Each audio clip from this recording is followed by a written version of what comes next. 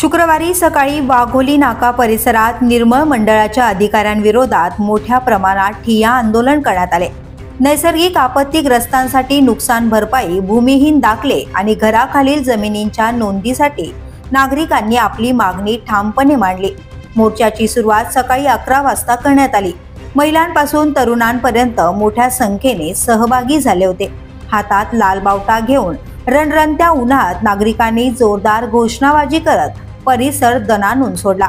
मोर्चा तब्बल 1 किलोमीटर चालत थेट मंडळ अधिकाऱ्यांच्या कार्यालयापर्यंत पोहोचला। येथे 9 तासापर्यंत आंदोलन सुरू राहिले। या काळात मंडळ अधिकारी आणि तलाठी यांना नागरिकांच्या मागण्यांसमोर धारेवर ठेवले गेले। प्रमुख कार्यकर्त्यांनी जोरदार भाषणे देखील केली।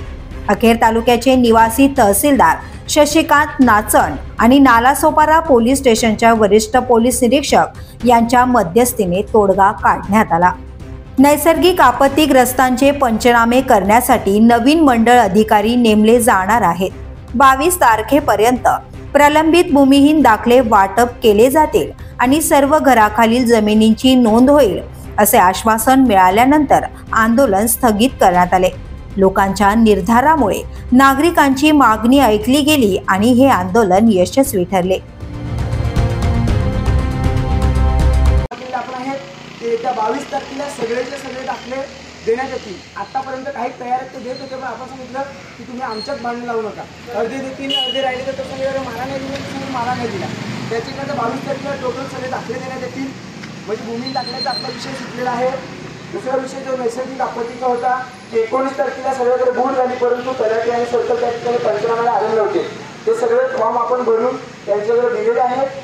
ते फॉर्म नव्याने कोणतरी सरकार नेमून आणि त्यांच्याकडनं पंचनामे करून आणि ते रिपोर्ट पाठवण्यात येतील आणि ते मंजूर करण्यात येतील। जर मंजूर झाले नाही त्याच्या पुढे आपण तहसीलदाराच्या दालनापासून आंदोलन करू आणि आपण त्यांना सांगू की आम्हाला पैसे नको वाटतात, तिथं आम्ही चिखल पाडतो।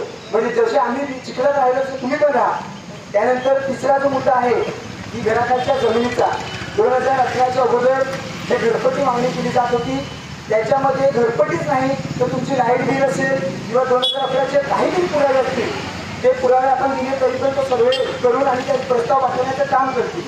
त्याच्यामध्ये मुख्य मुद्दा जो होता की इथल्या कोतवालांनी जे काय सांगितलं होतं की तुमची घरं मोडण्यात येतील, त्यांनी त्या संदर्भात दिलगिरी व्यक्त केली की अंकुश करपडे हा माझा वर्गमित्र आहे आणि मस्करीमध्ये मी त्यांच्या घरामध्ये सांगितलं होतं की तुमची घरं मोडतील, एक मस्करी केली होती, परंतु त्यांनी तो विषय सिरियसली घेतला आणि तो विषय सिरियसली सरकार होता।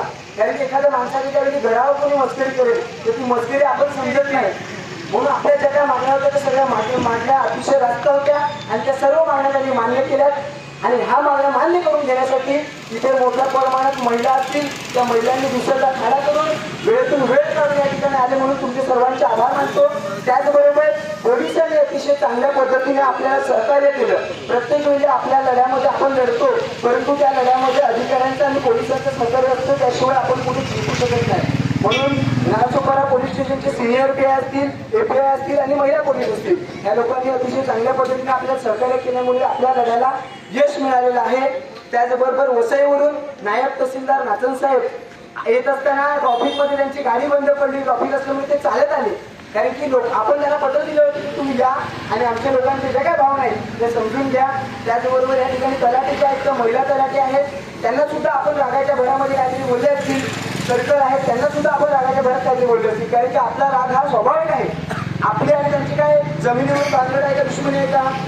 आपण आपला हक्क मागतोय, पण तो हक्क मागत असताना आम्हाला शेवटी जाता जाता एवढंच सांगायचंय, ह्या वसई तालुक्यामध्ये एक नाही अनेक संघटना आहेत, एक नाही अनेक पक्ष आहेत, पण आमचा हक्क हा आम्ही कायद्यानुसार मागतोय। कुण्या संघटनेच्या किंवा कुठल्याही नेत्याच्या दबावाखाली तुम्ही येऊन काम करू नका। जर तुम्ही त्यांच्या दबावाने येऊन काम करत असाल तर आमचा दबाव सुद्धा ह्याच्यापेक्षा अतिशय उग्र पद्धतीने असेल। आज ही फक्त जी काही 100 लोक आहेत ती एका पाण्यातली आल्या, पण पुन्हा जर अशी परिस्थिती आली तर आम्ही 2 किंवा 4 दिवस का 8 दिवस सुद्धा कोंडून ठेवण्याची तयारी आमच्यामध्ये आहे, बरोबर ना? त्यासाठी जोरदार एकदा टाळ्या वाजवून नायब तहसीलदार आणि पोलिसांचं स्वागत करू आणि त्यांनी आपल्याला योग्य आश्वासन दिलेलं आहे, ते आश्वासन आपण घेऊ आणि आपली सुद्धा त्या संदर्भाची काय मागणी आहे ती त्यांना देऊ आणि आपलं आजचं आंदोलन इथे स्थगित करतो। जशी लोक शांततेने आले तसे आपापल्या घरी पुन्हा जायचं आहे। जर आपला प्रश्न सुटला नाही, 22 तारखेला आपल्याला सर्व दाखले मिळाले नाही तर मोठ्या प्रमाणात आंदोलन करण्यात येईल, तुम्हाला हाक दिली जाईल, तुम्ही सर्वांनी त्या हाकेला उपस्थित राहा। जिंकला जिल्हा बदलाचा